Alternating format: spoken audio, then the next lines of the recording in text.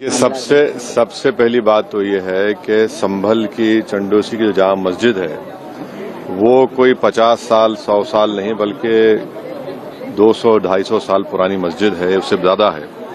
वहां पर कोर्ट की तरफ से बगैर मस्जिद के जिम्मेदारों को कमेटी को सुने उन्होंने एक एक्स पार्टी ऑर्डर पास कर दिया, वो गलत है। दूसरा ये है कि एक बार तो आपने गलत ऑर्डर दिया, सर्वे हो गया, दूसरा सर्वे जब किया आपने किसी इत्तला नहीं दी। तीसरी बात यह है कि पुलिस का ये काम था कि मस्जिद कमेटी को कॉन्फिडेंस में लेते या वहां की पीस कमेटी को। चौथी बात यह है कि जो सर्वे करने लोग आ रहे हैं वो प्रोवोकेटिव स्लोगन्स लगा कर आ रहे हैं, वो वीडियो उसका है, पब्लिक डोमेन में है। और उसके बाद जो वहां पर वायलेंस हुआ जिसमें 3 मुसलमानों को गोली लगी, उनकी मौत हुई, हम इसका कंडेम करते हैं। ये फायरिंग नहीं बल्कि मर्डर है। और जब से बाबरी मस्जिद राम मंदिर का जजमेंट आया, जिस बात को मैं पर्टिकुलरली कह रहा हूं कि उस जजमेंट के बाद ये सब चीजें खुलेंगी और एक के बाद एक खुल रही हैं। एएसआई प्रोटेक्टेड मॉन्यूमेंट सब बातें कर रहे हैं, क्या एएसआई के कानून में नहीं है कि आप उसका रिलीजियस नेचर चेंज नहीं, कैरेक्टर चेंज नहीं कर सकते? किस बुनियाद पे कर रहे हैं ये? और आप किस बुनियाद पर अपने फेथ को दूसरों पे थोपेंगे? भाई कानून कोई चीज है ही नहीं है। जिस दिन कोर्ट में सुनवाई होती है उसी दिन ऑर्डर हो जाता है, उस दिन सर्वे भी हो जाता है। ये तो 1948 में ऐसे ही होता है बाबरी मस्जिद में। तो ये जो फायरिंग हुई है ये फायरिंग नहीं है, मर्डर है।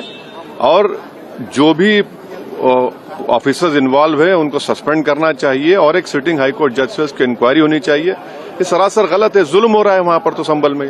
सांसद के एफआईआर दर्ज कर दिया गया। आप जिस पे चाहे कर लीजिए भाई, जिस पे भी चाहे कर लीजिए, जज आप, जूरी आप, सब आप, तो बचेगा क्या फिर? अब सर जेपीसी में आप लोगों ने समय मांगा है, क्या कहेंगे? जी, जैसा भी आपने हमारे डेलीगेशन तरफ से बोला गया है, मैं उसको रिपीट करना नहीं चाहता। मगर स्पीकर साहब ने बड़ी इत्मीनान से हमारी पूरी जितने मेंबर्स 11 नॉन बीजेपी एमपीज गए थे उनकी बात को सुना। वो बोले कि इसके ऊपर कंसिडर करेंगे और हमको उम्मीद है कि ऑनरेबल स्पीकर साहब इसका टेन्योर बढ़ाएंगे। क्योंकि आप देखिए बंगाल नहीं गई कमेटी, बिहार हम लोग नहीं गए, उत्तर प्रदेश में शिया वक्फ की प्रॉपर्टीज को हमने नहीं देखा। तो ऐसे कई, दिल्ली के मंत्री को बुलाना है, ऐसे कई स्टेट्स है जहां पर कमेटी को जाना चाहिए। वो स्टेक होल्डर्स हैं, उनकी बात को सुनना बहुत जरूरी है।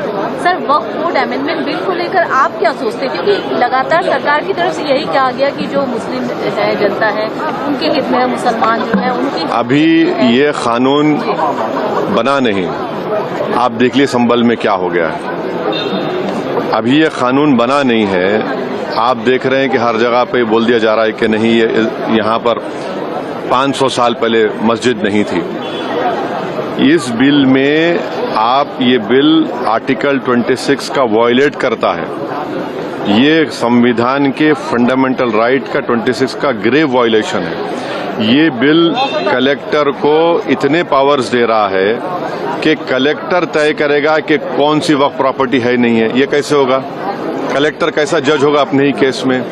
तीसरा, आप किस बुनियाद पर इस बिल में आप नॉन मुस्लिम को मेंबर बना रहे हैं? जितने धर्म की बुनियाद पर, चाहे वो हिंदू धर्म के एंडोमेंट बोर्ड्स हो, चाहे दिल्ली का एसजीपीसी हो या उसका एक्ट हो, या क्रिश्चियंस के जो भी उनके धर्म के संस्थान है, वहां पर तो कोई उसी धर्म का आदमी मेंबर बनता है।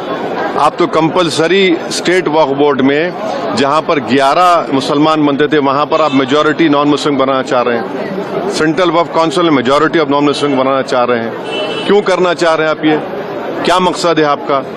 कलेक्टर को इतना पावर दे रहे हैं। तो ये आर्टिकल 26 का ग्रेव वायलेशन है और इसीलिए वक्फ को बचाने के लिए नहीं लाया जा रहा है, ये वक्फ को खत्म करने के लिए। और वक्फ बोर्ड को सिर्फ एक पोस्ट ऑफिस बना के रखना चाह रहे हैं। तो जो वक्फ की प्रॉपर्टी है वो गवर्नमेंट की दी भी नहीं है, इसको मुसलमानों की गाड़े खून की कमाई है, तो आप उसको छीनना चाह रहे हैं। और उतना ही मकसद है सरकार का। आप देख रहे हैं संभल में क्या हो रहा है, ऐसे ही और वाकयात होते रहेंगे।